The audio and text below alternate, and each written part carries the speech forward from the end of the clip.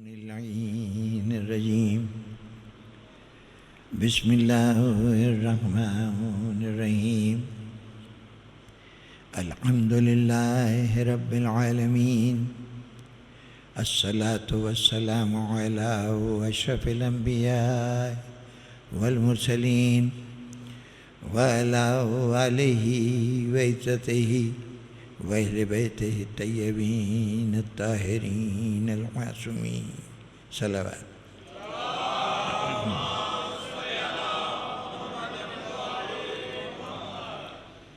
سامعین گرامی، جیسا جناب سبزواری صاحب نے ارشاد فرمایا، گفتگو اپنے اس مرحلے پہ پہنچی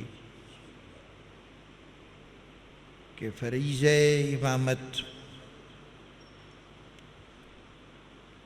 دین کی حفاظت ہے۔ نبی کا کام، رسول کا کام، نبی کا کام آسمان کی خبریں زمین تک پہنچا دینا، جنت ہے، دوزخ ہے، میزان ہے،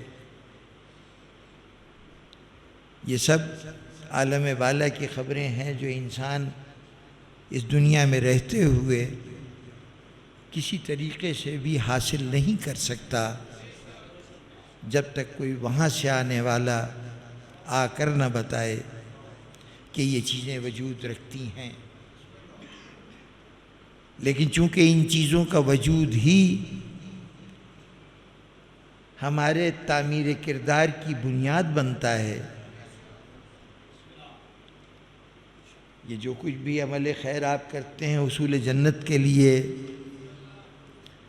دوزخ کی آگ سے بچنے کے لیے، اگر یہ معلوم ہی نہ ہو کہ کوئی جنت ہے، کوئی دوزخ ہے، یہ معلوم ہی نہ ہو کہ کبھی کوئی حساب ہوگا، کوئی میزان ہوگا، کسی پل صراط سے گزریں گے، تو پھر نیکیاں اختیار کرنے کی ضرورت کہاں رہی؟ یہ خبریں نہ ہوتی تو کردار نہ بنتے۔ تو نبی کا کام تھا ان تمام خبروں کو ہم تک پہنچا دینا جو ہمیں اپنے مقصد حیات کو حاصل کرنے کے لیے جن باتوں سے آگاہ ہونا ضروری تھا۔ لیکن صرف یہ جان لینا کہ جنت ہے، دوزخ ہے، پل صراط ہے، یہ اس وقت تک بیکار ہوتا جب تک یہ نہ جانا جاتا کہ جنت تک کس راستے پہ چل کے پہنچا جائے گا، دوزخ میں جانے سے کن چیزوں سے بچنا پڑے گا، پل صراط پہ جانتے ہوئے کون کون سی زاد راہ کا ساتھ ہونا ضروری ہوگا۔ تو اب اس کے لیے نبی کے بعد رسول آیا جس نے بتایا یہ کرو یہ نہ کرو۔ یہ جو یہ کرو اور یہ نہ کرو تھا، اس کے مجموعے کا نام تھا شریعت۔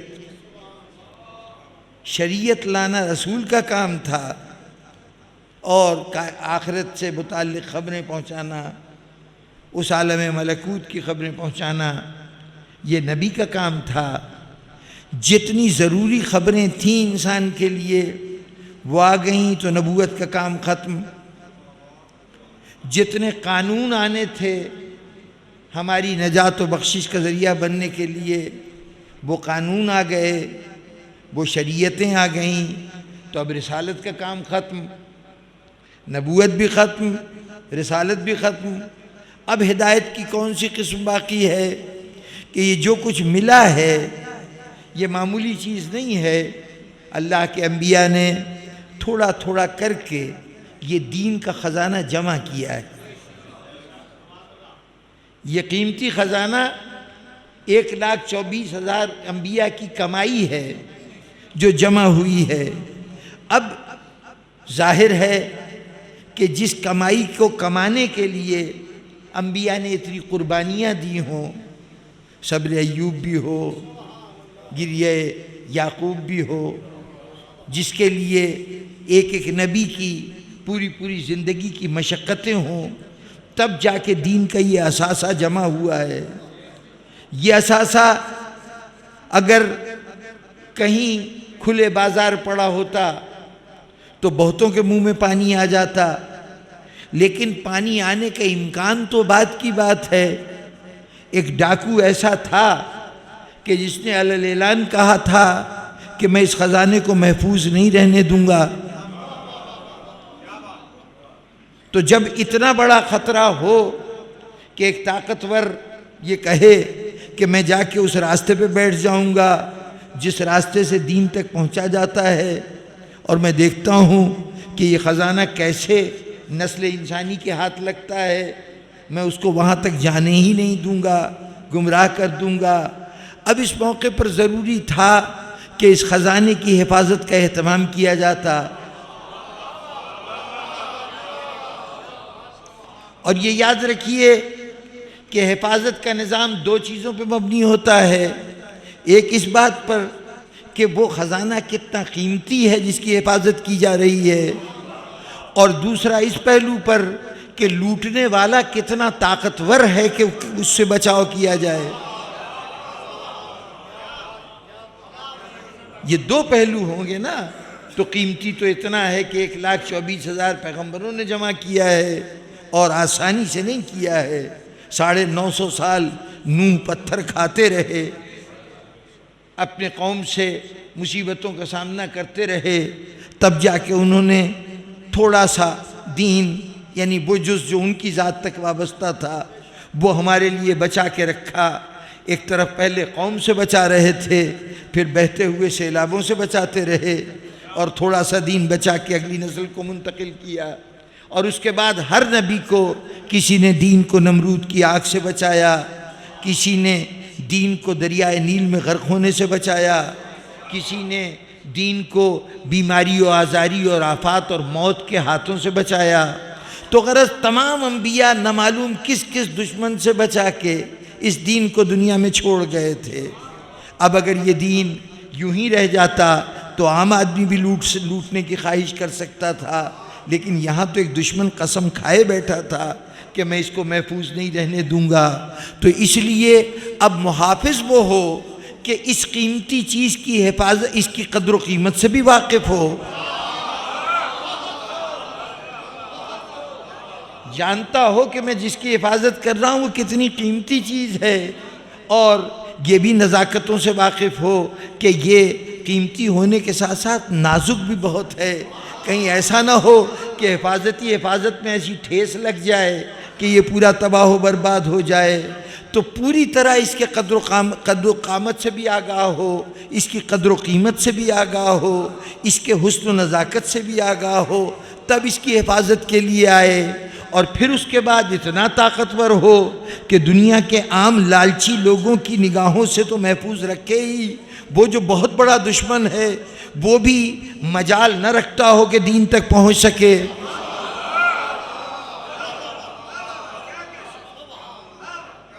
تو اب کم از کم ایسے محافظ تو ہوں کہ جن کے متعلق اس دشمن اعظم کو یہ یقین ہو کہ میں ساری انسانیت کو بہکا لوں گا، لیکن کچھ ایسے ہوں گے جن کے اوپر میرا جادو نہیں چل سکتا، جو میری گرفت میں نہیں آئیں گے۔ روز اول کہا تھا اس نے نا کہ میں تیرے تمام بندوں کو گمراہ کروں گا سوائے تیرے مخلص بندوں کے۔ اب اگر آج کسی کو اس دین کی حفاظت کا کام سونپا گیا ہوگا تو یہ وہی ہوں گے جن کے اوپر جادو نہ چلنے کا اعتراف شیطان نے پہلے دن کر لیا تھا۔ بس اس گروہ کا، اس جماعت کا نام امامت ہے، جو دین کے خزانے کو ایک قلعے میں اس نے محفوظ کر دیا ہے۔ امامت اس قلعے کا نام ہے۔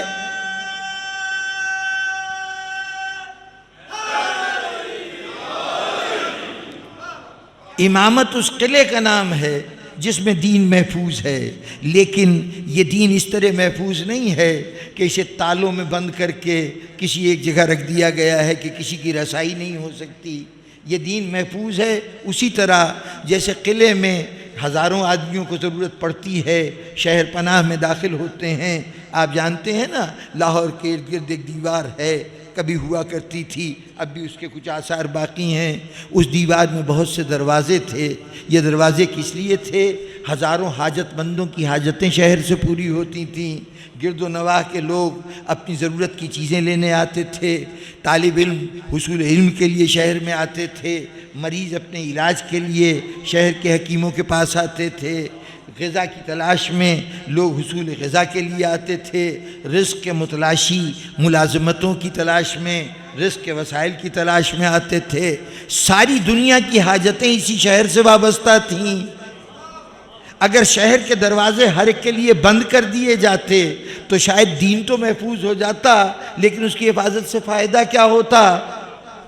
تو اس کے دروازوں کو کھلا بھی رکھنا تھا۔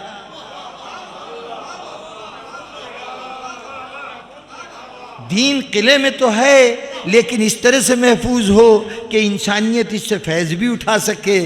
یہ نہ ہو کہ دین کہیں بند کر دیا جائے کہ جی حفاظت مقصود ہے۔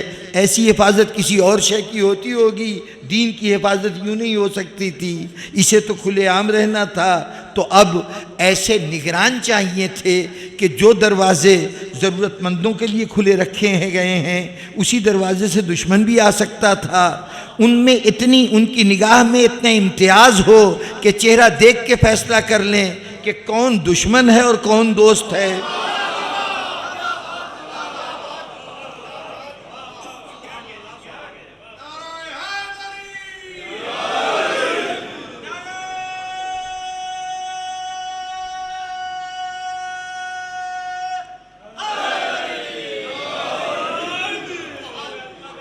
اب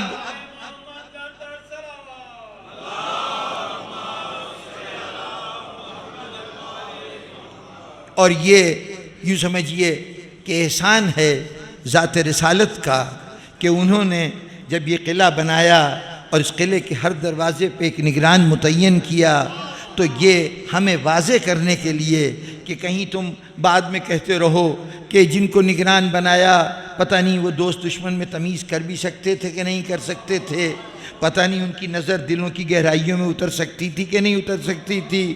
تو رسول نے کہا لو تجربے کے طور پر تمہیں ایک کا تجربہ کرائے دیتے ہیں، باقیوں کو بھی اسی کے اوپر محمول کر لینا۔ کیا تجربہ ہوگا؟ یہی تو ہے نا کہ اتنے صاحب نظر ہوں کہ دشمن کو دیکھتے ہی پہچان کے روک لیں اور دوست کو پہچان کے اس کو فوراً آنے دیں۔ تو اب یہ کیسے پتہ چلے کہ اتنے صاحب نظر ہیں؟ کہا تم ان کی نظر کی وسعتوں کو تو کیا سمجھو گے؟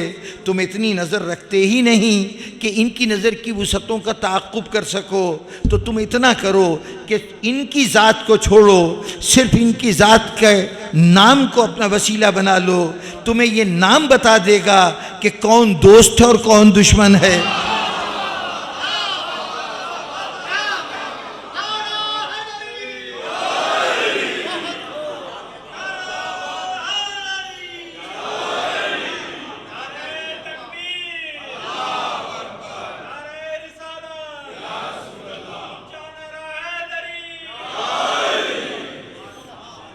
یہ حدیث محض تعریف کے لیے نہیں ہے، یہ تعریف کے لیے توصیف کے لیے نہیں ہے، اپنے بھائی کی شان بتانا مقصد نہیں ہے۔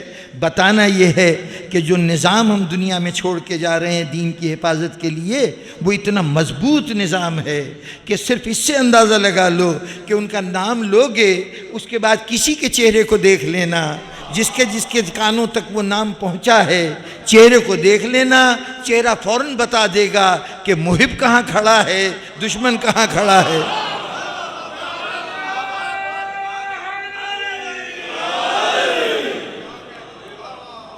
تو جو نام کی حد تک یہ صلاحیت رکھتا ہو تو وہ خود جب دین کی حفاظت کرے گا تو اب دشمن کوئی بھیس بدل کے آئے، کوئی روپ دھار کے آئے، یہ مجال نہیں ہے کہ اس کو شہر کے اندر داخل ہونے دے۔ یہ حضور پہلے احساس دلا گئے، لیکن بہر طور وہ شیطان جو اتنا بڑا عزم کر چکا تھا کہ میں تیرے بندوں کو بہکاؤں گا، تیرے صراط مستقیم کے اوپر جا کے بیٹھوں گا، اور وہاں دائیں بائیں آگے پیچھے ہر طرف سے انسان پہ حملہ آور ہوں گا، اس کو میں وسوسے پیدا کروں گا۔ تو اب وہ کیا شیطان صرف یہ سن کر کہ محافظ تو بڑا طاقتور ہے تو اب میں اپنی کوششیں چھوڑ دوں؟ اس نے سوچا ہوگا کہ جس وقت یہ ان کا مورث اعلیٰ، ان کا جد اعلیٰ جنت میں تھا، جہاں اللہ نے تمام برائیوں کا راستہ بند کر رکھا تھا، شیطان وہاں بھی کسی طریقے سے پہنچ گیا تھا۔ یاد ہے نا؟ جو جنت میں چاہے وہ سانپ بن کے گیا، کسی طریقے سے گیا، جو روایتیں ملتی ہیں کسی نہ کسی طریقے سے کہتے ہیں کہ پہنچ گیا تھا، تو جو جنت میں پہنچ گیا تھا اس نے سوچا ہوگا کہ یہ محافظ تو یقیناً طاقتور ہیں، ان کو تو پہلے دن ہی دیکھ کے اس نے کہہ دیا تھا کہ ان کے اوپر میرا بس نہیں چلے گا، ان پہ میرا اختیار نہیں چلے گا، لیکن ان پہ اختیار نہ صحیح، ان کے ارد گرد تو عام انسان ہی ہوں گے نا، اس معاشرے میں عام لوگ ہوں گے، ان تک تو میں پہنچ سکتا ہوں، یہ پڑھاتے کچھ رہیں گے، یہ درس کچھ دیتے رہیں گے، ہم اس درس کا مفہوم بدل دیں گے، ان ذہنوں کے اندر تبدیلی پیدا کر دیں گے۔ تو اب شیطان اس نیت سے سوچ کے چلا تو ضرور، اب وہ اپنی کوششیں تو کرے گا، کی بھی ہوں گی، آئندہ بھی کرے گا، لیکن یہ صاحبان نظر ایسے نگران ہیں کہ اگر رسول اور خدا نے ان پہ اعتماد کیا ہے تو اب ان کا کام یہ ہے کہ شیطان جس روپ میں جس دروازے سے گھسنے کی کوشش کرے وہاں پہ کھڑا ہوا محافظ اس کو روکتا جائے۔ سمجھ گئے جناب؟ تو اب پتہ چلا کہ اس امامت کا مجموعی نظام جو ہے وہ قلعے کی طرح دین کی حفاظت کا ذمہ دار ہے، یہ تو مجموعی کردار ہے، اس پوری ٹیم کی یہ ذمہ داری ہے کہ دین محفوظ رہے، لیکن جو ہر دروازے پہ کھڑا ہوا ہے، ہر دروازے کا نگران ہے، اس کی ذمہ داری اس بہروپ کے حوالے سے ہے جو بھر کر شیطان آ رہا ہے۔ بھئی ظاہر ہے کہ ہر جگہ شیطان ایک ہی انداز سے حملہ تو نہیں کرے گا نا، کہیں کسی انداز سے آئے گا۔ جب بھی دشمن کسی قلعے پہ حملہ آور ہوگا تو کسی دروازے پہ سواروں سے حملہ کرے گا، کسی دروازے پہ پیدلوں سے حملہ کرے گا، کسی دروازے پہ تیر اندازوں کے ذریعے سے حملہ آور ہوگا، کہیں نیزہ برداروں سے حملہ آور ہوگا، مختلف طریقے برتے جائیں گے نا، تو جیسا طریقہ برتا جائے گا ویسا دفاع کا انتظام کیا جائے گا، ویسا نظام قائم ہوگا۔ چنانچہ کہیں وہ دولت کے ذریعے سے حملہ آور ہوگا، کہیں تخت و اقتدار کے ذریعے حملہ آور ہوگا، کہیں تلواروں نیزے بھالوں کے ذریعے سے حملہ آور ہوگا، کہیں علم و حکمت کی بظاہر باتوں کے ذریعے سے حملہ آور ہوگا۔ اب ہر نگران کو اس حساب سے حفاظت کا انتظام کرنا ہے جس انتظام سے شیطان حملہ کر رہا ہے۔ ظاہر ہے تلوار کا دفاع اور انداز میں ہوگا، جو باتیں کہہ کے حملہ کر رہا ہو ان باتوں کا جواب کسی اور انداز میں دیا جائے گا، جو دولت کے ذریعے سے حملہ آور ہو رہا ہے اس کا جواب اور ہوگا، جو قوت کے ذریعے حملہ آور ہو رہا ہے اس کا جواب اور ہوگا۔ چنانچہ کہیں صورتحال کچھ ہوگی کہیں کچھ ہوگی۔ اب ہم دیکھنے والے ہم نے کہا یہ کیا بات ہے، اس نگران کا طرز عمل تو یہ تھا، اس نگران کا طرز عمل یہ ہے، نہیں، ایک طرف دیکھا تو وہاں دیکھا کہ تخت و تاج کی پیشکش کی جا رہی ہے، وہ کہتے ہیں یہ تخت و تاج ہمیں منظور نہیں، جن شرطوں کے ساتھ تم پیش کر رہے ہو ہمیں وہ شرطیں منظور نہیں۔ دوسرے دروازے پہ دیکھا ایک اور شخصیت نظر آئی، تخت و تاج قبضے میں ہے، کہہ رہا ہے جاؤ یہ تخت لے جاؤ۔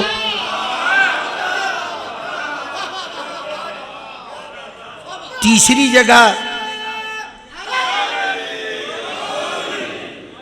جگہ تخت پہ بیٹھا ہوا انسان، یہ تخت اسی نگران میں سے کسی نگران نے یہ تخت حوالے کیا ہے۔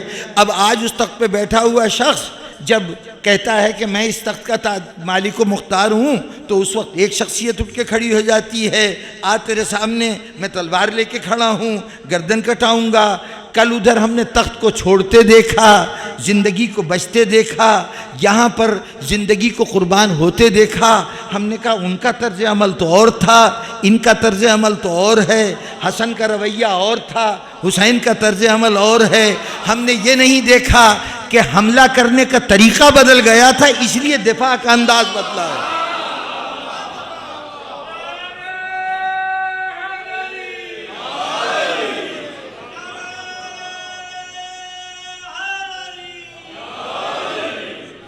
یوں سمجھیے کہ حسن پہ جو حملہ ہوا تھا، شیطان نے جو حملہ کیا تھا کہ دیکھیں کہیں تخت و تاج کی لالچ انہیں اس راستے سے ہٹا دے کہ جس راستے پر دین چل رہا ہے، اسی لیے اس کے سامنے یعنی شیطان کے نے یہ ایک شرط رکھی، امام کے سامنے رکھی کہ یہ تخت و تاج جو ہے یہ چھوڑ دو تو تم محفوظ رہ سکتے ہو۔ امام حسن نے کہا تم سمجھتے ہو کہ میں تخت کی لالچ میں قتل و خون ہونے دوں گا، مسلمانوں کا خون بہنے دوں گا، یا تخت کے بچانے کی خاطر میں باطل کو وہ کچھ کرنے دوں گا جو وہ چاہتا ہے؟ نہیں، میں اس تخت کو چھوڑ دیتا ہوں۔ اب تخت کو چھوڑتے دیکھ کر یہ احساس ہوا کہ یہ تو اس مقام پر یعنی اگر امام حسن تخت کے لیے ڈٹ جاتے تو شیطان کامیاب ہو گیا تھا۔ تخت کے حصول کے لیے اگر ان کا مطمع نظر تخت ہوتا اور اس کے حصول کے لیے وہ میدان میں جم جاتے تو دین بے بس و بے سہارا ہو جاتا۔ اس وقت حسن کی ضرورت دین کو تھی، تخت کو حسن کی ضرورت نہیں تھی، اس لیے تخت چھوڑ دیا، دین بچا لیا۔ اور جب دین کو حسین کے سر کی ضرورت پیش آئی تو حسین نے اب سر نہیں بچایا، اپنی گردن کٹا دی۔ تو گویا یہ جو حسین پر حملہ ہوا تھا، یہ حملہ کرنے کی ضرورت کیوں پیش آئی تھی؟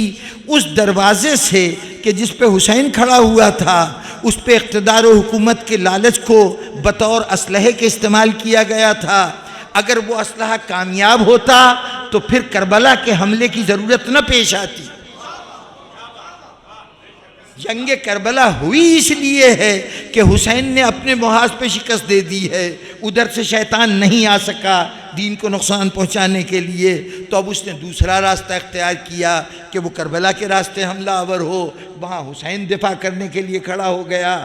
یہ جو ہر امام کا مخصوص طرز عمل ہے، یہ ایک طرف تو اپنے عہد میں ہونے والے شیطانی حربوں کا جواب ہے، دین پر ہونے والے حملوں کا جواب ہے، اور دوسری طرف یہی انفرادی عمل اس امام کی ذاتی شخصیت ہے۔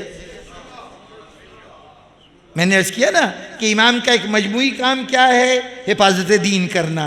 یہ سارے امام یہی کام کر رہے ہیں، لیکن حفاظت کی شکل ہر امام کے ساتھ مختلف ہو جائے گی، اور وہ جو مختلف ہوگی وہی اس امام کا مخصوص کردار ہوگا، اس کی شخصیت کا تعارف ہوگا، اس کا کارنامہ وہی ہوگا کہ جو اس نے اپنے عہد میں باطل کے حملوں کو رد کیا ہوگا۔ اور یہ حملے جیسے جیسے بدلتے رہیں گے ویسے طرز عمل، ویسے دفاع بدلتا رہے گا۔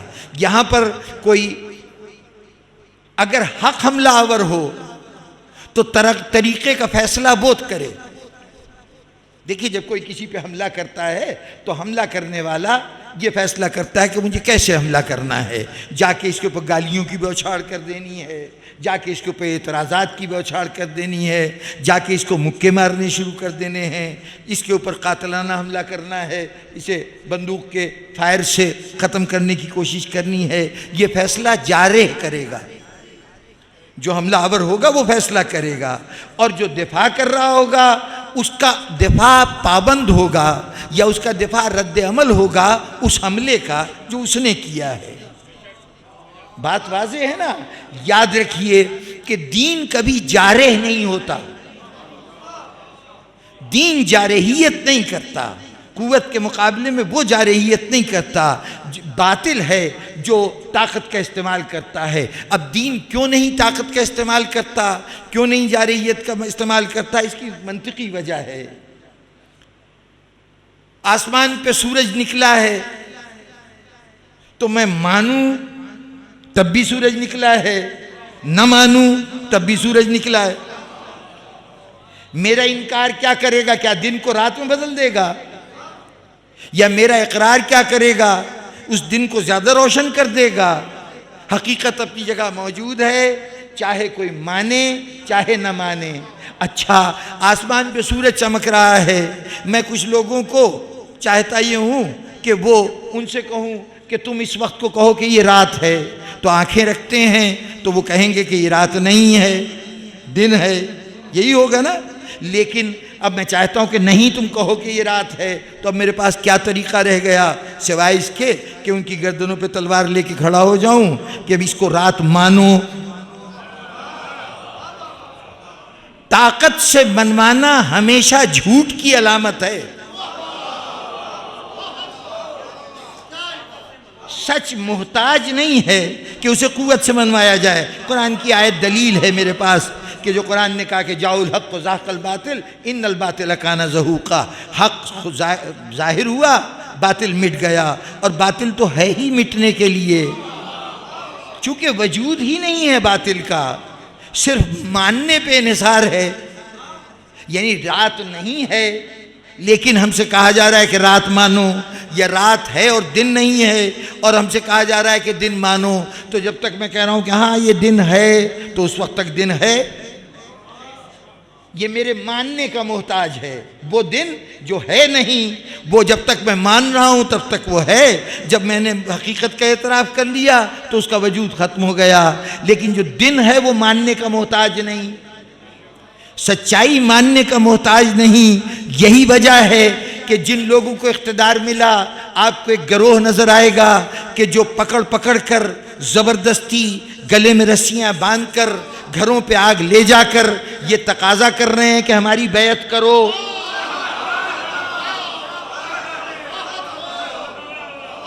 وہ کہہ رہے ہیں کہ ہماری بیعت کرو، اور جو بلا فصل اس مسند کا مالک ہے وہ خاموش اطمینان سے گھر میں بیٹھا ہے۔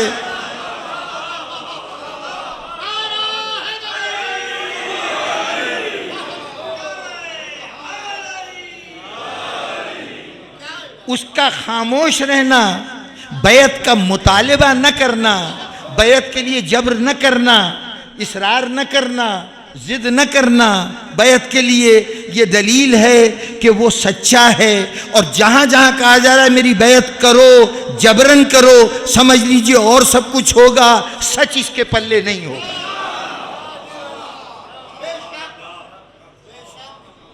کبھی امامت نے مطالبہ بیعت نہیں کیا، یہ حکومتوں کا تقاضا ہے، حکومتوں کی ضرورت ہے، اس لیے کہ وہ محتاج ہیں کہ انہیں کوئی مانے تو وہ ہوں، نہیں مانے تو ان کا وجود نہیں ہے۔ اور یہ امام اس کا نائب ہے کہ جس کو دنیا خدا مانے تب بھی وہ خدا ہے، نہ مانے تب بھی خدا ہے۔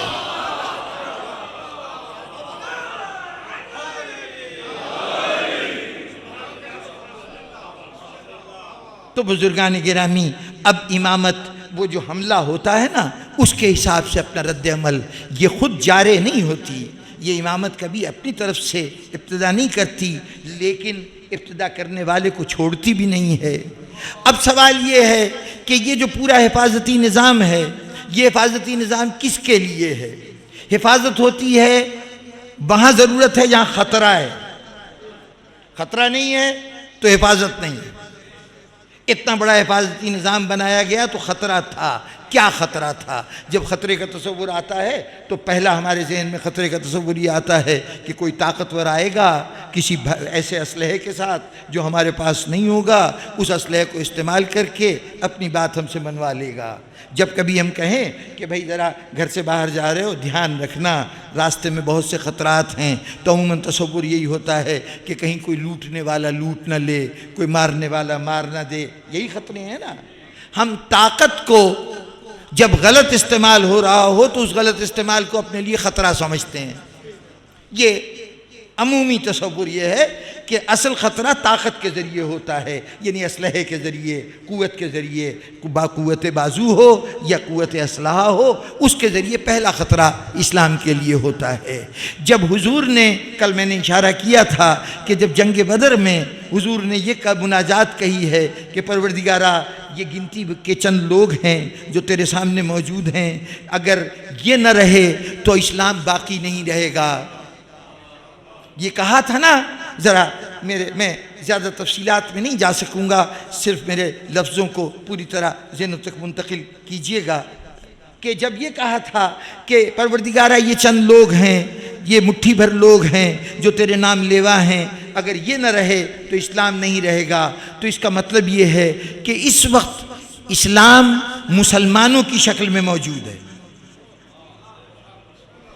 وہ مسلمان جو اس وقت ہیں 313 مسلمان جن کو بدر میں حضور لے کے آئے ہیں، یہ 313 کی تعداد ایسی ہے کہ رسول یہ سمجھ رہے ہیں کہ اگر یہ 313 ختم ہو گئے تو اس کے ساتھ اسلام ختم ہو جائے گا، یعنی ابھی اسلام جو ہے وہ منحصر ہے ان مسلمانوں پر۔ بدر میں اسلام کا انحصار، اس کی بقا، اس کا وجود محتاج ہے ان افراد کے وجود کا۔ یہ سلامت تو اسلام سلامت، یہ ختم ہو جائیں تو اسلام ختم ہو گیا۔ اس مناجات کا ہی مطلب ہوا نا۔ یہی رسول 8 سال کے بعد، اس مناجات کے پڑھنے کے صرف 8 سال کے بعد غدیر خم کے میدان میں کھڑا ہوا، وہاں پر ایک ارشاد کر رہا ہے۔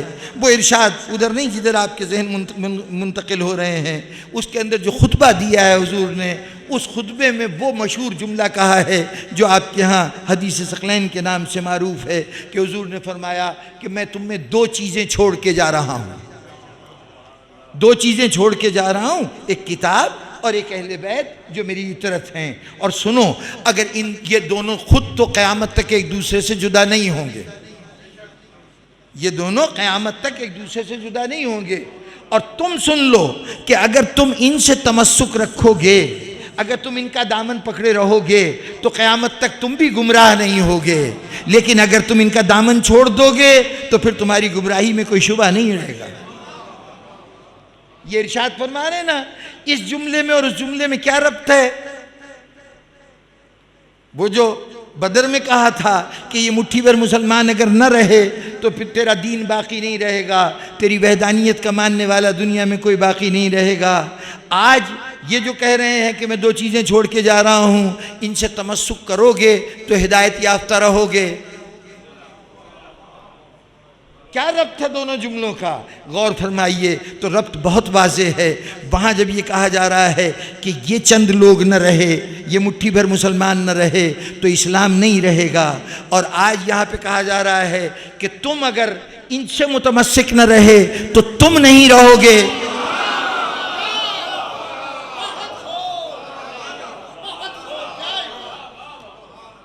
بدر میں اسلام ان افراد پر مشتمل تھا، وہ جو مسلمان تھے، کہ مسلمان ہیں تو اسلام رہے گا، لیکن 8 سال میں اسلام اتنا تندرست و توانا ہو چکا ہے، اسلام 2 وجود میں ایسا محفوظ ہو چکا ہے، ایک قرآن اور ایک اہل بیت، کہ اب رسول کہہ رہا ہے کہ اب اس کا تو کوئی نقصان نہیں ہوگا، یہ تو قیامت تک اسی طرح محفوظ میرے پاس پہنچ جائیں گے، نہ قرآن کو کوئی نقصان ہوگا نہ اہل بیت کو نقصان ہوگا۔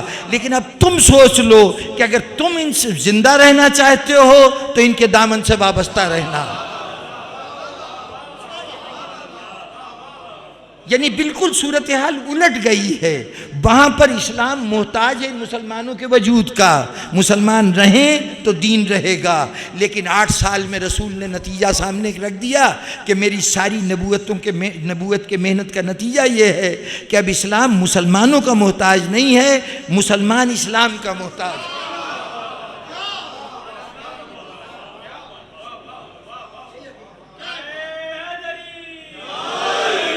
اور یہ کہا کب ہے؟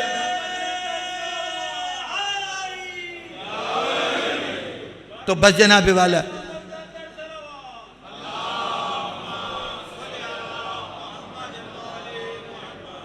اور اس کے بعد رسول اس وقت تک مصروف جہاد رہے، اس وقت تک تلوار نکال کر جنگ کرتے رہے جب تک مسلمانوں کی تعداد اتنی زیادہ نہیں ہو گئی کہ اب مسلمان تعداد کے اعتبار سے اسلام کا محافظ نہیں رہا۔ دوسری طرف اسلام خود جن کی حفاظت میں جانا چاہیے تھا ان محافظوں کی جماعت بھی تیار ہو گئی۔ جیسے جیسے محافظ آتے گئے رسول کا اطمینان بڑھتا گیا اور اب مسلمانوں کی ضرورت نہیں رہی۔ غور فرمائیے کہ یہ جو حدیث ثقلین ہے نا، اس کے بعد مسلمانوں کی کوئی ضرورت دین کو نہیں ہے۔ یہ جملہ کہتے ہیں نا کہ یہ دونوں تو قیامت تک ایک دوسرے کے ساتھ متصل رہیں گے، یعنی دین انٹیکٹ رہے گا، دین جس حالت میں چھوڑ کے جا رہا ہوں ایسے ہی محفوظ رہے گا۔ یہ جو دو چیزیں متصل رہیں گی تو اس کا مطلب ہے دین کو تب کوئی نقصان نہیں پہنچے گا۔ ہاں اب تمہارا معاملہ مشکوک ہے کہ تم گمراہی اور صراط مستقیم پر چلنے کے درمیان پھنسے ہوئے ہو، اگر ان سے لپٹے رہے تو صراط مستقیم پہ رہو گے، منزل مل جائے گی، اور ورنہ بھٹک جاؤ گے، تمہارا پتہ ہی نہیں چلے گا کب آئے تھے، کب اس دنیا سے چلے گئے۔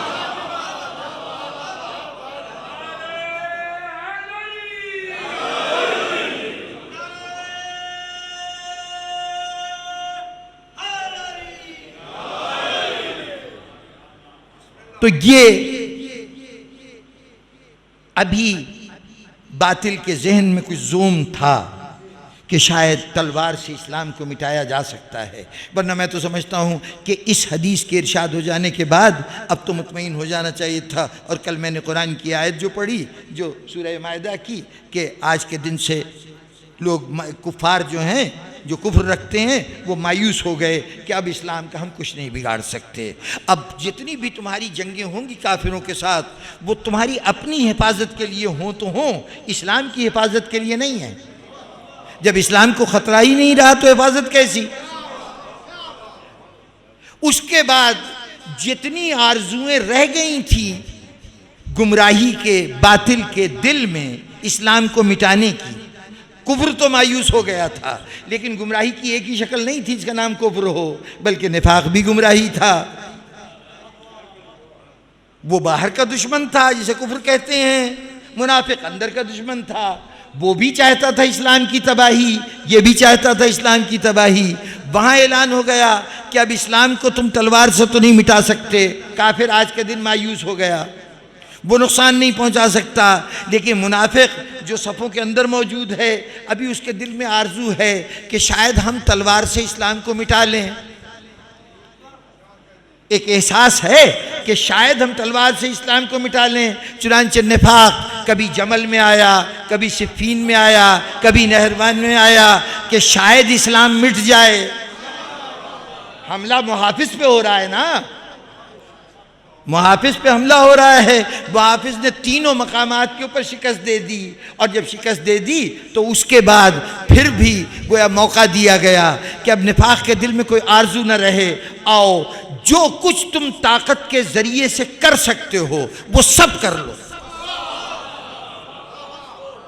دین کو مٹانے کے لیے تمہارے دل میں یہ خیال ہے نا کہ طاقت سے دین مٹ سکتا ہے، تو جو کچھ کر سکتے ہو وہ کر لو۔ بتاؤ کربلا میں کوئی چیز باقی رہی جو نہ کی گئی ہو؟ باطل کے جتنے ممکن حربے تھے، میں اکثر کہتا ہوں 3 صورتیں ہوتی ہیں کسی کو مٹانے کی۔ ایک صورت تو یہ ہوتی ہے کہ اس کے وجود کو نہ رہنے دیا جائے، جان لے لی جائے۔ دوسری صورت یہ ہے کہ اس کو لوگوں میں بدنام کیا جائے، اس کی شخصیت کو مسخ کیا جائے، کردار کشی کی جائے۔ کیریکٹر اسیسینیشن کا لفظ آج کی سیاست میں بڑا نمایاں ہے کہ جہاں اخبارات کے ذریعے سے کسی پہ اتنا کیچڑ اچھالا جائے کہ لوگ یقین کرنے لگیں کہ وہ اتنا ہی برا ہوگا۔ یہ دوسرا طریقہ ہے مارنے کا۔ اور اگر یہ بھی صورت نہ ہو تو اس کو گوشہ گمنامی میں ڈال دیا جائے کہ وہ منظر عام پہ آنے ہی نہ پائیں، کسی کو پتہ ہی نہ چلے کہ کوئی اسلام کا وجود رکھتا ہے، کوئی ذات ایسی ہے۔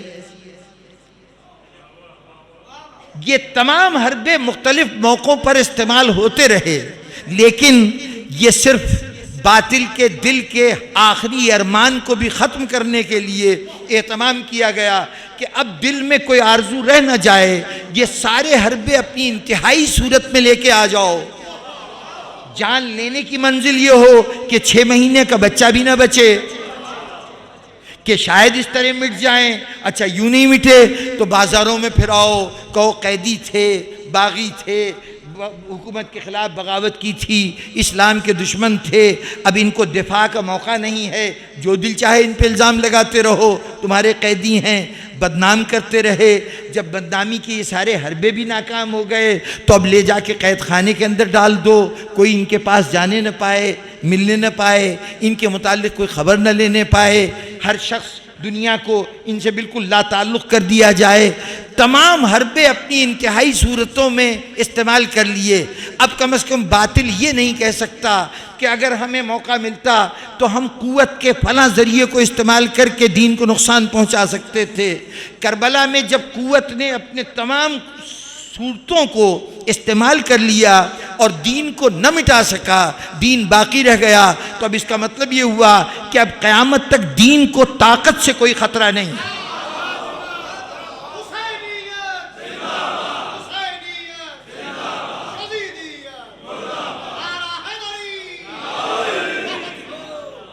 دیکھیے کتنی عجیب بات ہے. بس ایک جملہ کہہ کے آگے بڑھوں، غور کیجئے گا اس کے اوپر. 313 تھے بدر میں، تب رسول نے کہا تھا یہ نہ رہے تو اسلام نہیں رہے گا. اس وقت تلوار نکلی تھی، پہلی مرتبہ اسلام کی تلوار اس وقت نکلی تھی بدر میں، کہ جس موقع پر یہ صورتحال ہے کہ 313 رسول کے ساتھی ہیں اور رسول کہہ رہے ہیں کہ یہ مٹھی بھر مسلمان نہیں رہے تو اب اسلام نہیں رہے گا. تو پروردگار ان کی حفاظت فرما. گویا جب 313 مسلمان رہ جائیں، جب 313 مومن ہی اس پوری دنیا میں رہ جائیں تو وہ موقع ہوتا ہے کہ دفاع کے لیے تلوار نکالی جائے، ورنہ درمیان میں تلوار نکالنے کی ضرورت نہیں. جب 313 تھے تب رسول نے تلوار نکالی تھی. اب جب ایمان گھٹتے گھٹتے 313 میں رہ جائے گا تو پھر تلوار نکلی.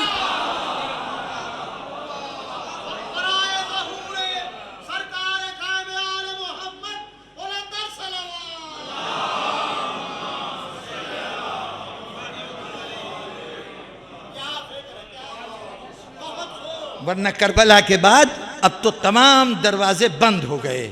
طاقت لے کے آتے رہو. دیکھو جتنا کوئی تم کربلا میں کر سکتے تھے اب طاقت کے ذریعے اس سے زیادہ نہیں کر سکتے. بظاہر تم نے اپنے طور پر تو دین کے نام لیواؤں کی کل آبادی کو ختم کر دیا تھا کربلا میں. اپنے طور پر دین کے تمام علمبرداروں کو ختم کر کے تم نے سمجھا تھا کہ اب دینداروں کی آبادی ختم ہو گئی تو اب دین ختم ہو گیا، لیکن دین باقی ہے. تم نے کربلا والوں کی تشہیر کر کے، بازاروں میں ان کی تذلیل کر کے، توہین کر کے چاہا تھا کہ دین ختم ہو جائے، لیکن دین قائم ہے. تم نے چاہا تھا کہ اہل بیت کو گوشہ گمنامی میں ڈال دو، عوام کا ان سے رابطہ منقطع کر دو، اس طرح دین ختم ہو جائے گا، لیکن محافظوں کا عجیب انتظام تھا کہ دین اب بھی ختم نہیں ہوا. تو اب کربلا کے بعد اسلام کو کوئی خطرہ نہیں ہے، دین کو کوئی خطرہ نہیں ہے طاقت کے ذریعے سے. یہ ذہنوں میں بالکل واضح ہونا چاہیے. وہ احمقوں کی جنت میں رہتے ہیں جو یہ سمجھتے ہیں کہ ہم طاقت استعمال کر کے ختم کر دیں گے. ارے کیا ان کو یہ منظر نظر نہیں آتا کہ ایک آدمی کو عزائے حسین کے جرم میں اگر وہ موت کے گھاٹ اتارتے ہیں تو جس بات کو جرم قرار دیتے ہوئے جس کو ختم کرنے کے لیے تم نے اس کو مارا تھا کہ گویا اس کو ماریں گے تو عزائے حسین ختم ہو جائے گی، کسی ماتمی کو، کسی عزادار کو مارنے والے اسی لیے مار رہے ہیں نا کہ اس کے ذریعے سے عزائے حسین ختم ہو جائے. ہوتا کیا ہے، ادھر وہ مارا گیا تو فوری طور پر آج سوئم ہو رہا ہے، آج چہلم ہو رہا ہے، آج برسی ہو رہی ہے. پہلے ایک مجلس ہوتی تھی، اب شہید کہیں ہوا ہے، ہر شہر میں صف عزا اس کے لیے بچھائی جا رہی ہے.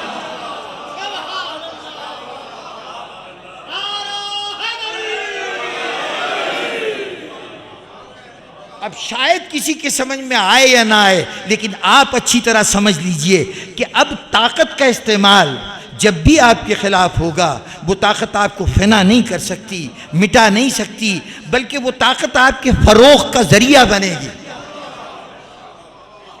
میں یہاں ہی کسی مجلس میں توجہ دلا چکا ہوں کہ یہ منظر تو آپ کے سامنے ہے نا، گلی کوچوں میں قتل ہو رہا ہے، ٹارگٹ کلنگ ہو رہی ہے، علی کا نام لینے والوں کو چن چن کے ڈھونڈ ڈھونڈ کے مارا جا رہا ہے.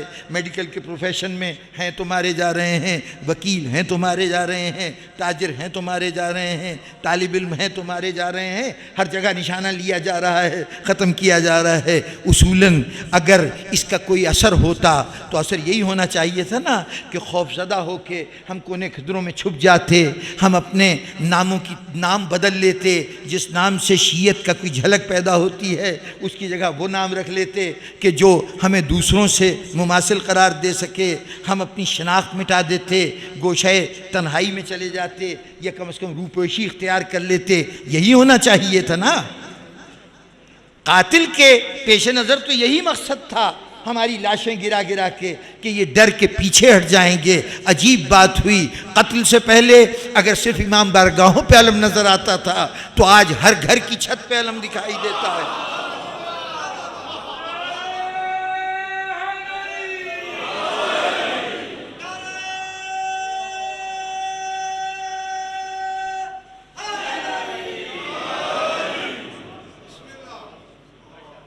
یقین کیجئے بعض اوقات حیرت سے آنکھیں پھٹی کی پھٹی رہ جاتی ہیں۔ مجھے گاہے گاہے سفر کرنا پڑتا ہے وطن عزیز میں بھی اور بیرون وطن بھی۔ کیفیت یہ ہوتی ہے کہ ایک سڑک ویرانے میں نکالی گئی، جو پرانی رائج سڑکیں تھیں، جو پرانے راستے تھے تو راستوں کے ارد گرد آبادیاں ہو جاتی تھیں، وہ آبادیاں تو قدیم آبادیاں ہیں۔ نئی سڑک ویرانے میں نکالی گئی، یہ جس کو آپ موٹر وے کہتے ہیں نا، تو یہ ان راستوں سے نکلی کہ جہاں پہلے کوئی راستہ موجود نہیں تھا۔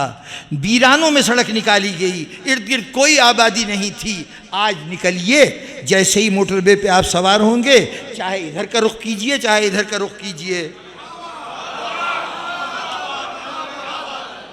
اور پھر پورے راستے دو دو قدم پہ درود پڑھتے جائیے۔ ادھر بھی عباس کا علم لہرا رہا ہے، ادھر بھی عباس کا علم لہرا رہا ہے۔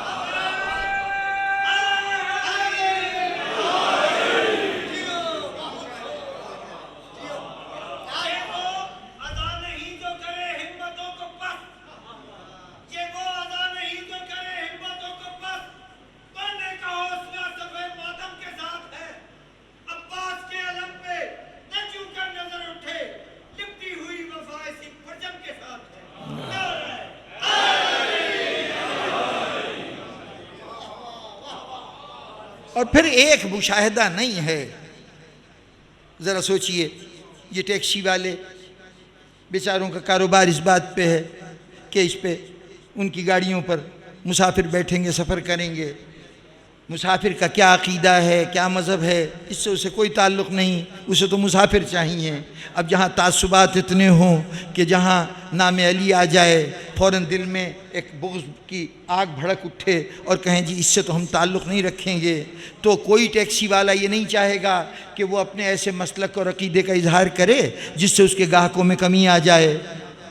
جی لیکن ذرا دیکھ لیجئے سڑک پہ ذاتی کاروں کی جو کیفیت ہے وہ تو الگ رہی، یہ جو کاروباری گاڑیاں ہیں ان کے اوپر دیکھ لیجئے کتنی ٹیکسیاں ہیں جس پہ یا علی، یا حسین، علی وارث۔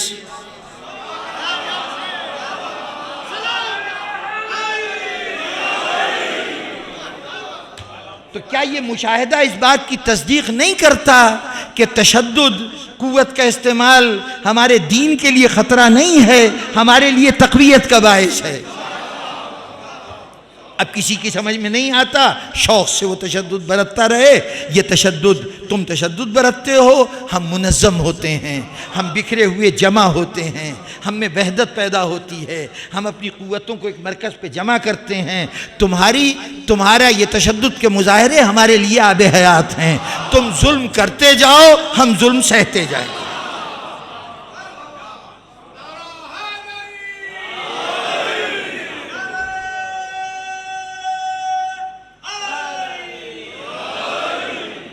تو جناب والا، کربلا کے بعد، کربلا میں تشدد نے تمام وہ صورتیں اختیار کر لیں جو تشدد سے ہو سکتی تھی۔ اس کے بعد دین نے بچ کے بتایا کہ اب آئندہ تو ذہن سے اس بات کو نکال دو، اور اگر کبھی شوق کرتے رہو گے تو کرتے رہنا، اس سے دین کو کوئی نقصان نہیں ہوگا۔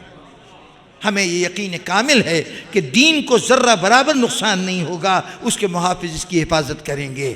دین کو کیوں نقصان نہیں ہوگا؟ وہ میں نے عرض کیا کہ احمقوں کی جنت میں رہتے ہیں جو سمجھتے ہیں کہ تشدد سے دین کو نقصان پہنچ سکتا ہے۔ اب یہ بات شاید میرا جملہ خود بخود ذہنوں تک منتقل ہو جائے، دین نظریے کا نام ہے، سوچ کا نام ہے، فکر کا نام ہے۔ فکر کبھی بھی قوت سے نہیں دبائی جا سکتی۔ فکر میں کبھی طاقت کے ذریعے سے فکر تبدیل نہیں کی جا سکتی. نظریے کا توڑ نظریہ ہوتا ہے بشرطے کہ اس سے طاقتور ہو. نظریے کو توڑنے کے لیے، سوچ کو توڑنے کے لیے، فکر کو بدلنے کے لیے ضروری ہے کہ طاقتور فکر لائی جائے، طاقتور نظریہ لایا جائے. جن کی جھولی کسی طاقتور کیا کمزور نظریوں سے بھی خالی ہے، وہ سمجھیں کہ آل محمد کے ماننے والوں کے نظریے کو بدل دیں گے.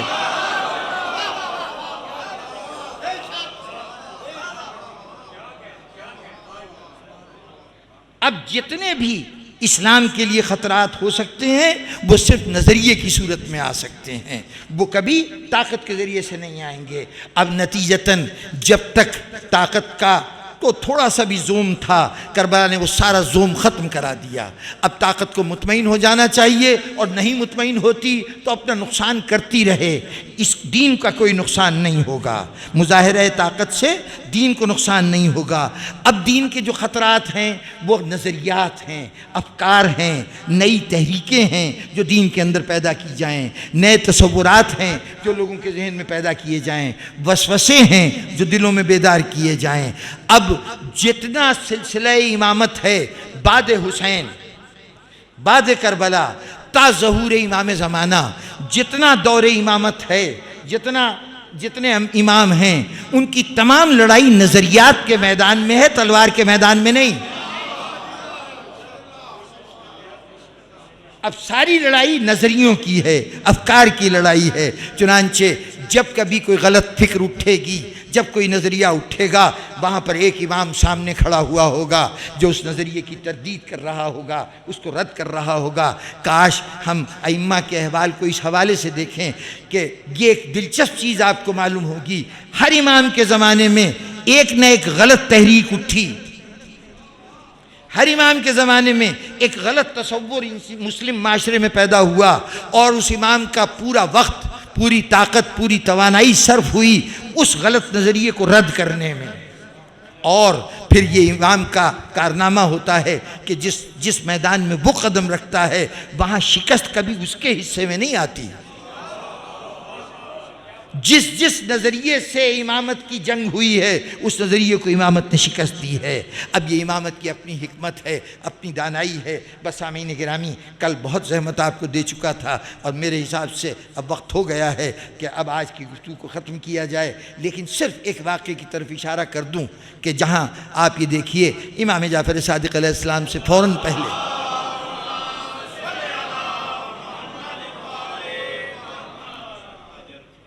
کربلا میں امام حسین علیہ السلام شہید ہو گئے. اب تک کی صورتحال یہ ہے کہ جناب امیر کے بعد امام حسن، امام حسن کے بعد امامت آئی امام حسین کے پاس. کربلا کے بعد عوام کا رابطہ امام زین العابدین سے سیاسی حالات کی وجہ سے تقریباً نہ ہونے کے برابر ہو گیا. یعنی صورتحال یہ ہے کہ حکومت کے جاسوس متعین ہیں، بظاہر امام کو بالکل چھیڑا نہیں جا رہا، آپ کی شان میں کوئی گستاخی نہیں ہو رہی، لیکن اس کے باوجود عوام الناس کو ایک تو یہ احساس کہ حسین کو مار دیا گیا، قتل کر دیا گیا، اور وہی حکومت ابھی برسر اقتدار ہے، تو کہیں ہم حسین کے گھرانے سے ملیں، ان سے تعلقات رکھیں تو حکومت کی نگاہ میں ہم بھی باغی قرار پائیں گے اور ہم بھی سزا کے مستحق ہوں گے. ایک یہ خوف لوگوں کو دور رکھ رہا ہے. دوسری طرف حکومت کے کارندے متعین ہیں کہ امام سے رابطہ نہ ہونے پائے. جی ابھی عرض کرتا ہوں کہ رابطہ کتنا نہیں تھا. عوام سے کوئی رابطہ نہیں رہ گیا ہے امام زین العابدین علیہ السلام کا. مدینے کے لوگ اپنے شہر کی حد تک تھوڑا بہت تعلق رکھیں تو اور بات ہے. یہ نہیں ہو سکتا کہ دوسرے شہروں سے وفود آئیں، وہاں جا کے ملیں، اس لیے کہ حکومت کے نگران کھڑے ہوئے ہیں، جگہ جگہ چوکی پہرے ہیں. یہ 35 سال جو کربلا کے بعد امام نے گزارے ہیں، اس کو یہ نہ کہیے کہ 35 سال یعنی قید سے رہا ہو کے امام نے اطمینان سے آزادی کے دن گزارے. نہیں، یہ 35 سال بھی قید ہی ہے، ذرا نوعیت مختلف ہے. تو اب ایسی صورت میں اگر کوئی غلط نظریہ پیدا ہو جائے اور امام کو وہ نظریہ دین کے لیے خطرناک محسوس ہو تو کتنا مشکل ہے امام کے لیے اس نظریے کا. دیکھیں، نظریے کی ترویج ہمیشہ تبلیغ سے ہوتی ہے. تبلیغ ہوتی ہے ربط سے. اگر میرا اور آپ کا کانٹیکٹ ہی نہیں تو نہ آپ مجھے کچھ بتا سکتے ہیں نہ میں آپ کو کچھ بتا سکتا ہوں۔ امام کو نظریے کے خلاف جنگ کرنی ہے اور رابطے کی گنجائش نہیں ہے۔ نظریہ کیا ہے؟ جناب امیر کے بعد امام حسن امام حسن کے بعد امام حسین امام، تو اب کہا گیا، تصور یہ ہوا کہ علی کے بیٹوں میں امامت مستقل ہو گئی، تو اب 2 بیٹوں کے بعد تیسرا بیٹا جو علی کا ہے ان کا نام ہے محمد حنفیہ۔ حضرت محمد حنفیہ جناب امیر کے تیسرے بیٹے ہیں ترتیب کے اعتبار سے، اور کربلا کے بعد بھی موجود ہیں۔ امام حسین علیہ السلام نے اپنی وصیتیں ان کے حوالے کی تھیں جب مدینے سے جا رہے تھے، حضرت محمد حنفیہ کو اپنا وصی قرار دیا تھا۔ وصی یعنی وصیتیں جس کو دی جائیں، اس اعتبار سے یہ محمد حنفیہ موجود ہیں۔ اب چند لوگوں کے ذہن میں یہ خیال پیدا ہوا کہ محمد حنفیہ امام ہے۔ بھئی ترتیب امامت تو یہی تھی نا، امام حسن ہوئے پھر امام حسین ہوئے، اب جو علی کا تیسرا بیٹا ہے وہ امام۔ اور جناب مختار سقفی کے متعلق بھی کہا جاتا ہے کہ وہ بھی اسی مسلک کے حامی تھے کہ حضرت محمد حنفیہ کو امام سمجھتے تھے، برطور یہ حضرت مختار پر غلط الزام ہے۔ اس مسلک کو جو یہ سمجھتے تھے کہ حضرت محمد حنفیہ امام کیسانیہ کہا جاتا تھا۔ کیسان لقب ہے حضرت مختار کا، اور اس کے اعتبار سے اس پورے فرقے کو، اس نظریے کو منسوب کر دیا گیا حضرت مختار سے۔ اب یہ الگ بحث ہے کہ حضرت مختار کا یہ نظریہ تھا یا صرف دشمنوں نے ان کو بدنام کرنے کے لیے۔ حضرت مختار کوئی چھوٹی موٹی شخصیت تو ہے نہیں، جس نے اپنے زمانے کی 2 سپر پاور، یعنی مسلمانوں میں اس وقت پاور 2 حصوں میں تقسیم ہو گئی تھی۔ مکے کے اندر حکومت تھی عبداللہ ابن زبیر کی، اور مدینے کے اور دمشق کے اندر حکومت تھی عبد الملک ابن مروان کی۔ درمیان میں تھا شہر کوفہ، اس شہر کوفہ کو حضرت مختار نے اپنی مملکت بنا لیا۔ اب ایک شہر کا حکمران ایک طرف ہے، ایک سلطنت دوسری طرف، دوسری سلطنت دوسری طرف، اور یہ دونوں سلطنتیں اس کی جان کی دشمن۔ علی کا نام لیوا ہے، اور جس گورنر سے سلطنت چھینی ہے وہ مصعب ابن زبیر ہے، زبیر کا، عبداللہ ابن زبیر کا بھائی ہے، اس سے انہوں نے سلطنت چھینی ہے عراق کی، جہاں یہ تخت کے اوپر بیٹھے ہیں حضرت مختار۔ تو حضرت مختار دونوں کی نگاہوں میں کھٹک رہے ہیں، تو جو 2 بڑی سلطنتوں کا دشمن ہو تو اس کے خلاف کیا کچھ پراپوگنڈا نہیں کیا گیا ہوگا۔ اس پراپوگنڈے میں سے ایک جز یہ بھی تھا کہ یہ کیسانی ہیں، یعنی یہ حضرت محمد حنفیہ کو امام مانتے ہیں۔ یہ ایک تصور دینے کی کوشش کی گئی، اور اس تصور کا نام ہی کیسانیہ کہہ دیا گیا کہ وہ فرقہ کیسانی ہے، چونکہ لقب تھا کیسان حضرت امیر مختار کا۔ بہرطور اس سے بحث نہیں کہ امیر مختار کا کیا کردار ہے اور کیا صورت ہے۔ یہ ایک تصور پیدا ہوا کہ جناب امام حسن اور امام حسین کے بعد اب امام جو ہیں وہ محمد حنفیہ ہیں۔ سید سجاد، جو ظاہر ہے کہ کربلا سے پہلے اس گھر میں اتنے سورج روشن تھے کہ ان کی چکا چوند میں ابھی اس نوجوان کی طرف تو دنیا کی نظر بھی نہیں گئی تھی۔ آپ غور فرمائیے کہ سید سجاد تاریخ کے پردوں میں ابھی نمایاں نہیں ہوئے ہیں۔ ابھی تو امام حسین کی ذات گرامی خود موجود ہے، حضرت اولاد امام حسین میں حضرت علی اکبر جیسی شخصیت موجود ہے، جس کے لیے حسین کہہ رہے ہیں کہ صورت و سیرت میں جیسے یہ رسول کو مشابہ ہیں کوئی اور نہیں۔ یہ سوچئے جس وقت امام یہ جملہ فرما رہے ہیں نا کربلا میں، جس وقت یہ جملہ فرما رہے ہیں تو 3 معصوم ہستیاں کربلا میں، اور جناب باقر معصوم، 3 معصوموں کی موجودگی میں کہہ رہے ہیں کہ صورت و سیرت میں جیسے یہ رسول کو مشابہ ہیں کوئی اور نہیں۔ حضرت علی اکبر کا یہ ایسا قصیدہ ہے کہ اس پہ غور کیجئے تو پھر حیرت ہوتی ہے کہ کیا اس سے بڑھ کر کی بھی کسی کی تعریف ہو سکتی ہے؟ اگر صرف صورت کی بات ہوتی تو کوئی بات نہیں تھی، سیرت میں رسول کا مشابہ۔ کون سی صورت؟ وہ صورت کہ جس کے لیے قرآن نے کہا ہے کہ اے رسول ہم نے تمہیں اخلاق عظیم عطا کیا، تمہیں خلق عظیم کا مالک بنایا۔ جس کے اخلاق کو اللہ عظیم کہے، کیا اس سے بڑھ کر بھی کی خوبیوں کا مالک کوئی ہو سکتا ہے؟ اخلاق خوبیوں کا نام ہے نا۔ تو جو اللہ کہتا ہے اے رسول تم خلق عظیم کے مالک ہو، یعنی تم عظیم ترین خوبیوں کے مالک ہو، جس کی خوبیوں کو اللہ عظیم کہہ رہا ہے، رسول کہتا ہے کہ میرا یہ فرزند اس رسول کی سیرت کا مشابہ ہے۔ تو اس وقت تو جناب سید سجاد کا تعارف ابھی لوگوں کی نگاہوں میں نہیں ہے۔ کربلا کے بعد سید سجاد واپس آئے ہیں، باقیات حسین میں سے ہیں، لیکن کچھ لوگوں کے ذہن میں یہ خیال ہوا کہ ترتیب کے اعتبار سے اب حضرت محمد حنفیہ کی امامت کا دور ہے۔ تیزی سے واقعے کو بیان کروں، اب جب یہ صورتحال پیدا ہوئی تو اب امامت کی ذمہ داری ہے کہ اس کا دفاع کرے۔ ایک نظریہ پروان چڑھ رہا ہے، یہ نظریہ ہے، تلوار نہیں ہے۔ تلوار ہوتی تو امام کو کوئی فکر نہیں تھی، لیکن ایک نیا نظریہ سر اٹھا رہا ہے۔ تو کیا بندوبست کیا گیا؟ ایک دن چچا بھتیجے، یہی رشتہ ہے نا، محمد حنفیہ چچا ہیں، امام زین العابدین بھتیجے ہیں، تشریف فرما تھے۔ کہا چچا آپ نے یہ سنا کیا کہتے ہیں لوگ؟ ہاں، تو کیا آپ سمجھتے ہیں کہ آپ امام ہیں؟ اب کیا جواب دیا انہوں نے ہمیں نہیں معلوم، لیکن طے یہ ہوا کہ اچھا یوں کرتے ہیں کہ ہم دونوں چلتے ہیں اور خانہ کعبہ میں جا کے حجر اسود سے پوچھتے ہیں۔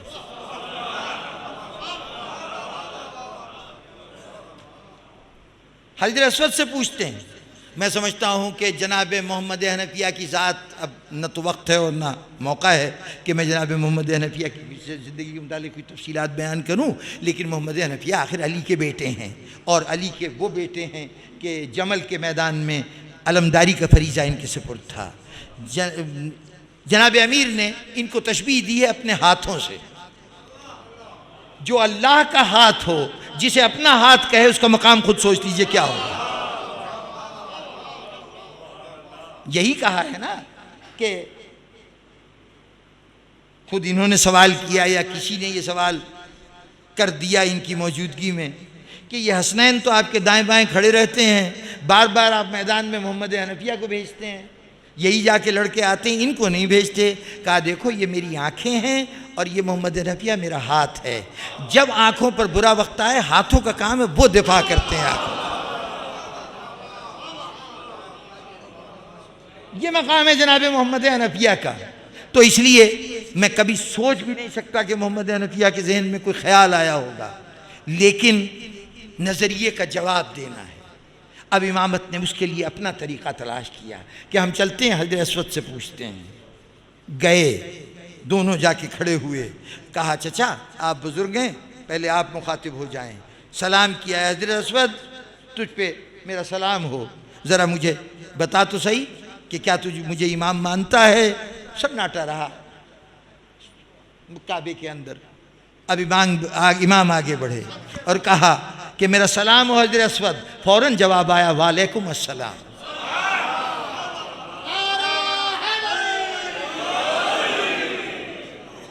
اور اس کے ساتھ ہی حجر اسود نے وہ کلمے کا جز جو آپ پڑھتے ہیں علی کے ساتھ نسبت دے کر، آپ کے پیش نظر دوسرا علی ہے، اس وقت حجر اسود نے وہی کلمے کا جز پڑھا، اس علی کو سامنے رکھا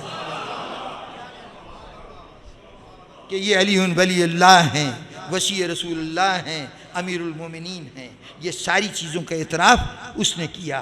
اب ذرا غور فرمائیے، ایک چھوٹا سا واقعہ ہے، لیکن اس چھوٹے سے واقعے میں ایک بہت بڑی جنگ کا فیصلہ ہوا ہے۔ ایک نظریہ اسلام پہ حملہ آور ہو رہا ہے اور اس نظریے کی تردید کی کوئی اور صورت نہیں ہے۔ تو اب کیا کیا کہ خانہ کعبہ میں چل کے حجر اسود سے پوچھتے ہیں۔ یہ خانہ کعبہ کا انتخاب کیوں؟ معجزے سے فیصلہ ہونا تھا نا، تو یہ معجزہ کہیں بھی فیصلہ کرا سکتا تھا، لیکن پیش نظر ایک دوسرے کو قائل کرنا نہیں ہے۔ یہاں مسئلہ یہ نہیں کہ محمد حنفیہ کو قائل کرنا ہے کہ تم امام نہیں ہو میں امام ہوں، یہاں پیش نظر ہے اس غلط فہمی کو دور کرنا۔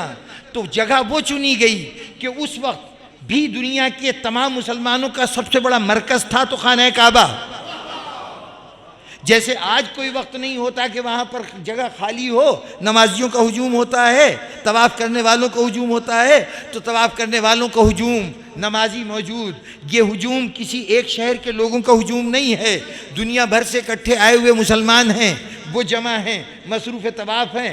وہاں پر اچانک دیکھتے ہیں دو آدمی آتے ہیں، ایک آ کے سلام کرتا ہے، کوئی خاص بات نہیں، بہت سے لوگ وہاں جاتے ہیں، بڑے اہتمام سے سلام کرتے ہیں، اس نے بھی سلام کر لیا۔ لیکن جیسے ہی سید سجاد نے سلام کیا ہوگا اور حجر اسود نے جواب دیا ہوگا تو محمد حنفیہ پر کسی کی نظر پڑی ہو یا نہ پڑی ہو، اس سلام و جواب سے یہ تو طے ہو گیا کہ یہ زمانے کا امام ہے۔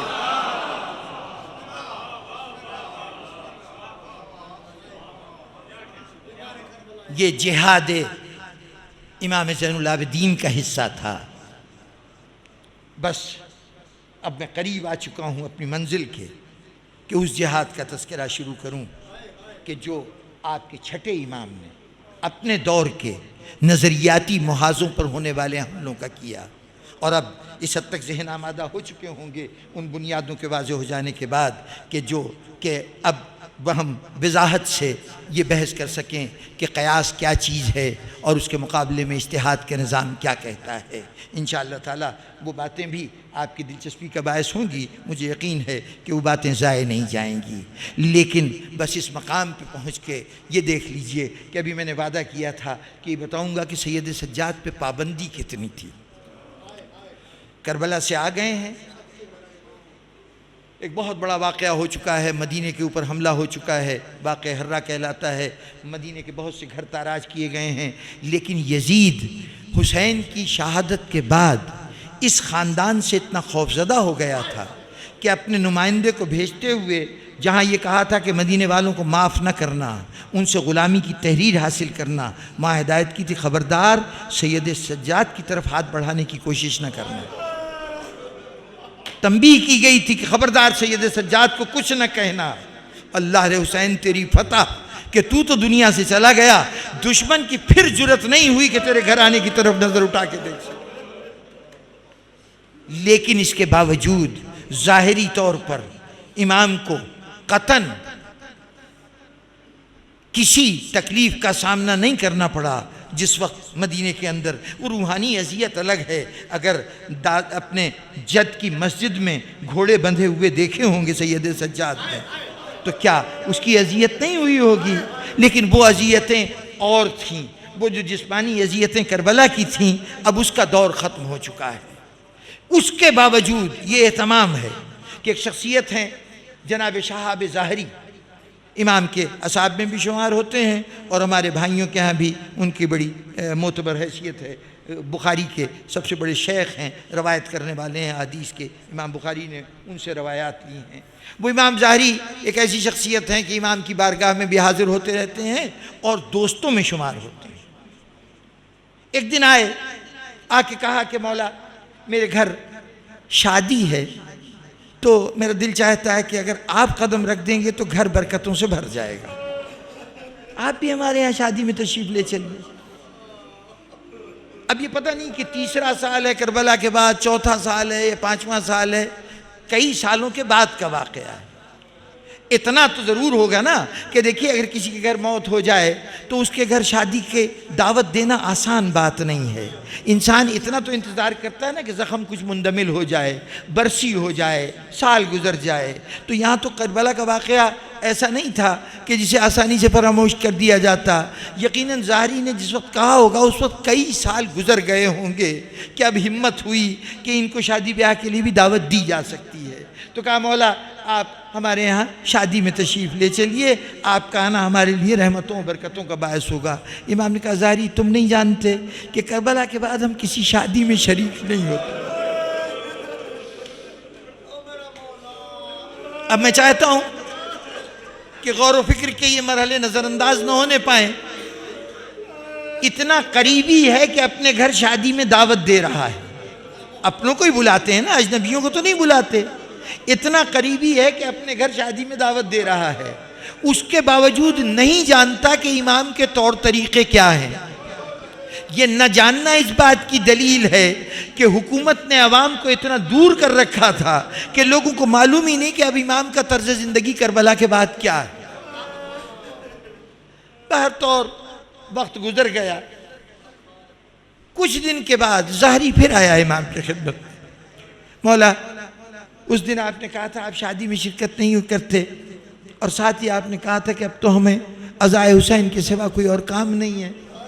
تو مولا میں نے ایک اہتمام کیا ہے، ایک شاعر آیا ہے جو مصائب حسین کو جس نے نظم کیا ہے، تو مولا میں نے اس کو اپنے گھر پہ بلایا ہے، ذکر حسین کی مجلس منعقد ہوگی، آپ وہاں تشریف لائیے۔ ہاں ظاہری ہم اس میں آئیں گے، ذکر حسین میں آئیں گے۔ مولا کا یہی طرز عمل ہے کہ جسے آج محبان امیر المومنین کی یہ خصوصیت ہے کہ جب شادی ہونے لگتی ہے نا تو وہ اپنے گھر میں پہلے سب سے پہلے، شاید دنیا کی سمجھ میں ہماری یہ بات نہ آئے کہ یہ کرتے کیا ہیں، خوشی کا موقع ہے، لیکن جب شادی ہوتی تو پہلے ایک مجلس ضرور منعقد کرتے ہیں۔ ہمارے گھروں کا طریقہ ہے کہ شادی سے پہلے لڑکی کی ہو یا لڑکے کی ہو ایک فرش ازا ضرور بچھائی جاتی ہے۔ اس کی اصل روح کیا ہے؟ اس کی روح یہ ہے کہ ہم جانتے ہیں کہ ہمارا امام خوشی کے موقع پہ آئے گا نہیں، لیکن ہم نہیں چاہتے کہ ہمارے گھر میں شادی اور ہمارا امام نہ آئے، تو پہلے امام آ جائے، اس کی برکتیں آ جائیں، پھر ہمارے گھر میں شادی کا اہتمام ہو۔ چنانچہ بزرگان محترم، امام نے کہا اچھا ٹھیک ہے، ذکر حسین ہے تو ہم ضرور آئیں گے۔ امام گئے، اب چونکہ بڑے اہتمام سے خاص طور پہ دعوت دے کے آیا تھا، اس نے مجلس میں ایک طرف مسجد بنائی اور وہاں پہ امام کو بٹھایا، اور اس کے بعد شاعر نے کلام پڑھنا شروع کیا۔ اب ذرا تصور کیجئے کہ ہمارے یہاں مجلسوں کے اختتام پر کبھی شبیہیں برآمد ہوتی ہیں، علم کی، تابوت کی، تو یہ شبیہیں اصل تو نہیں ہے نا، شبیہیں ہیں، لیکن جب ہم شبیہ کو دیکھتے ہیں تو ہمارے گریہ میں اضافہ ہو جاتا ہے۔ کربلا کی شبیہ سامنے آتی ہے نا، کوئی شبیہ آئے تو گریہ میں اضافہ ہو جاتا ہے۔ اب سوچئے کہ یہاں شبیہ نہیں ہے، کربلا کا ایک مرکزی کردار وہاں بیٹھا ہوا ہے۔ کیا حال ہوا ہوگا مومنین کا؟ شاعر پڑھتا جا رہا تھا، لوگ سید سجاد کو دیکھتے تھے اور پھر تڑپ تڑپ کے روتے تھے۔ مجلس ختم ہوئی تو ہر طرف گریے کی یہ کیفیت تھی کہ تھوڑی دیر تک تو نہ کسی کی آواز سنائی دیتی تھی، نہ آنکھوں سے ابلتے ہوئے آنسو کسی چیز کو دیکھنے دیتے تھے۔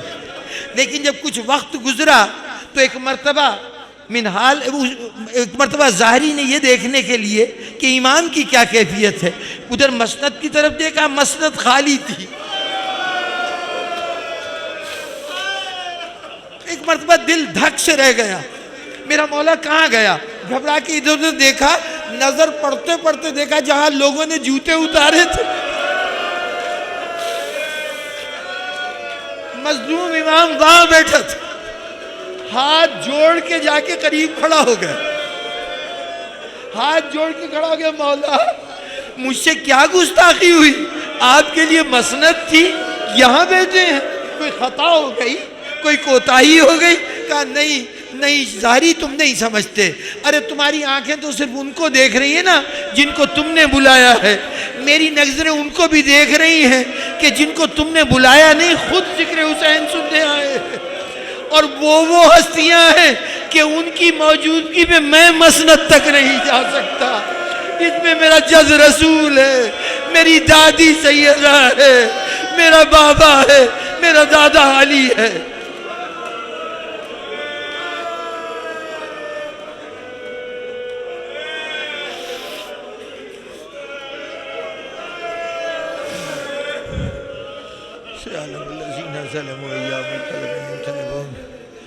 رب العالمین ہمارے تذکرے کو قبول فرما، گناہان صغیرہ و کبیرہ کو معاف فرما، صراط مستقیم پر ثبات قدم عطا فرما۔